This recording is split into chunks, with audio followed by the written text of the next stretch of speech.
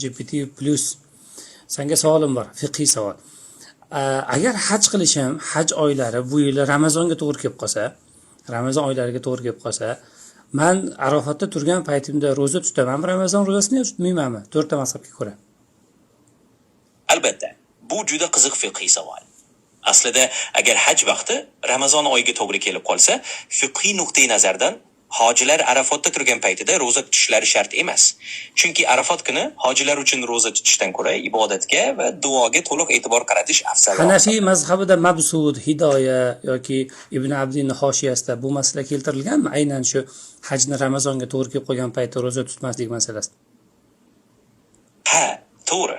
Aynan Hanafiy mazhabida ham bu masala batafsil yoritilgan. Masalan, Hidoya kabi Hanafiy fiqhiy manbalarda yoki Ibn Abidinning hashiyalarida ham bu holat tilga olinadi.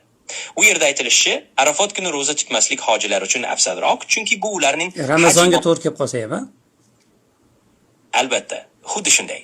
Ya'ni agar haj Ramazon oyiga to'g'ri kelib qolsa, bu Hanafiy ulamolar tomonidan Qarasan bechora haj Ramazon oyida bo'lmasligini ham bilmaysan va Hidoyadan Mavsuddan to'qvorishga ham tayyorsan. Lekin senga ishonib yuradigan odamlar, sendan fiqhiy savol so'rab yuradigan odamlar bor. Shularga qanaqa nasihating bormi? Yetkazib qo'yamiz hozir. Senga ishonishadi, ixlos ko'psak.